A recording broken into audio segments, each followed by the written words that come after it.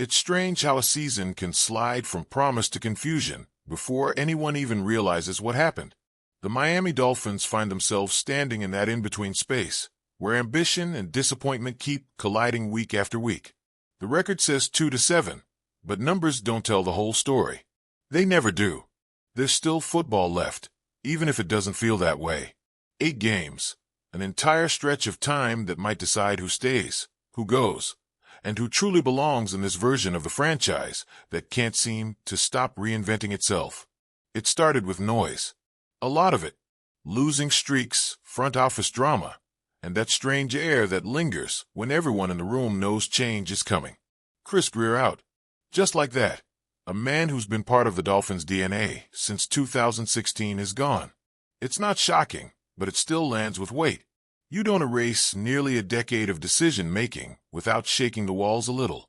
And while the season has spiraled, there's this quiet insistence that not all hope should be burned down. Stephen Ross didn't go nuclear at the trade deadline. He could have. He didn't. That means something, doesn't it? Maybe he still believes there's a thread to pull, something to salvage, something not entirely broken. But what does something even look like now? Maybe it starts with the young ones, the backs, the ones still figuring out what the league feels like when it hits back. Devon Achane isn't the question. He's the answer everyone already knows. Every time he touches the ball, something electric could happen.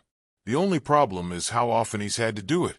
18 touches a game sound great until you realize that it's too much for one player on a sinking ship. He's fast, but he's not invincible. So now, maybe the real story is whether Jalen Wright and Ollie Gordon can carry some of that load, and more importantly, show they're not just roster fillers waiting for a new era to begin. Wright is that player who flashes in glimpses. 9 carries for 28 yards here, inactive there. He's been on the field enough to tease potential, never long enough to prove it. And Gordon, well, he's built for short yardage fights. The ugly downs no one wants to talk about, but everyone remembers when you can't convert on 3rd and 1. 4 carries a game, 14 yards on average. On paper, it's nothing. But then you remember who he was at Oklahoma State. A bulldozer with over 2,000 yards.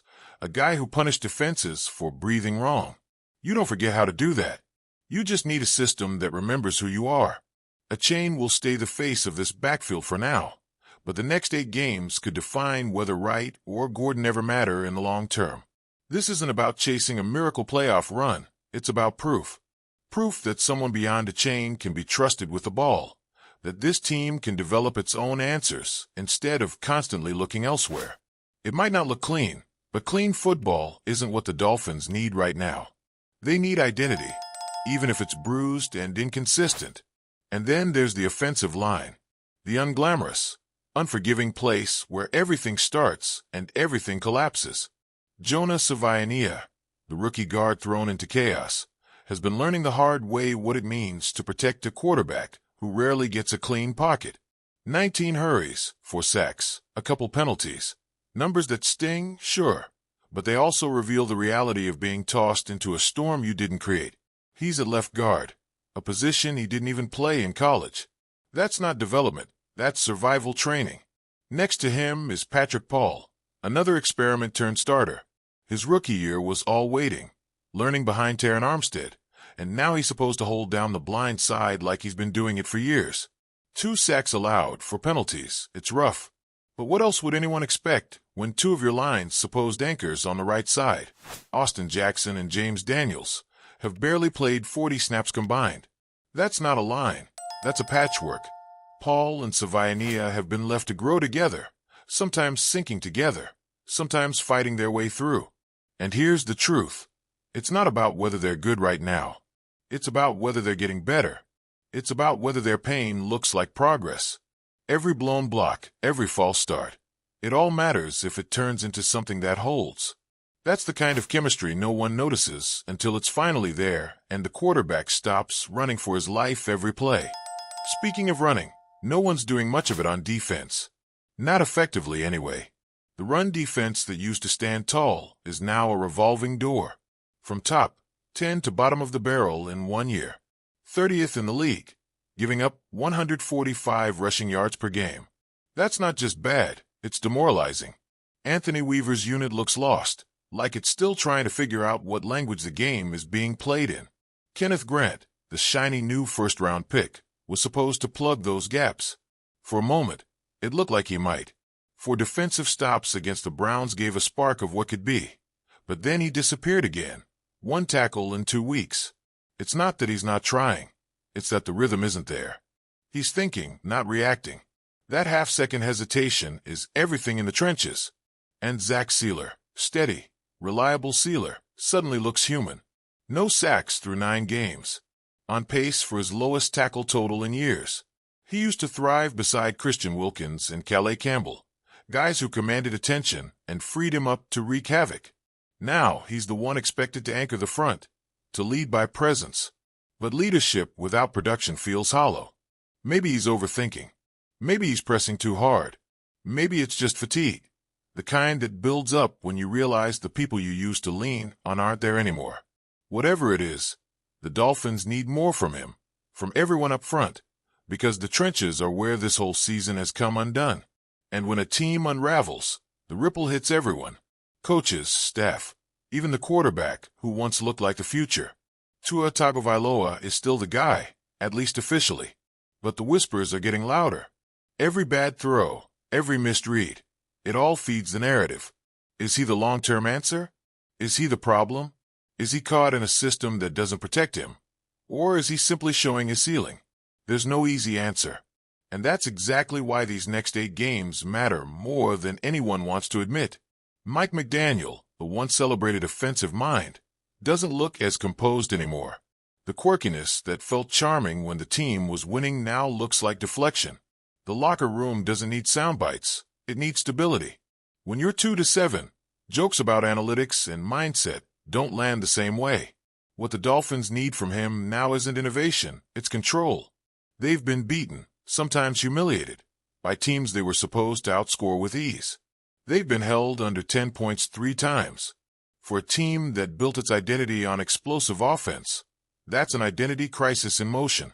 Turnovers, penalties, those little moments where games slip away, they've defined this season.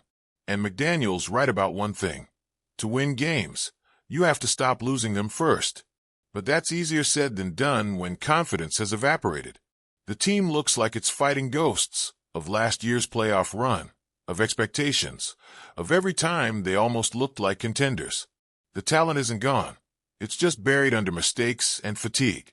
Still, somewhere in all this, there's opportunity. For the rookies, it's a test of resilience. For the veterans, it's a question of pride. For everyone else, it's an audition for the future. The Dolphins haven't won a playoff game in over 20 years. That's not a curse, it's a fact. Every player wearing that uniform knows it, even if they don't say it out loud. So maybe these 8 games aren't meaningless. Maybe they're the part where people decide who wants to be here when it finally turns. Because it has to turn eventually, doesn't it? The franchise has spent too long stuck in cycles. Brief hope, slow collapse, rebuild, repeat. You can only sell potential for so long before fans stop buying it.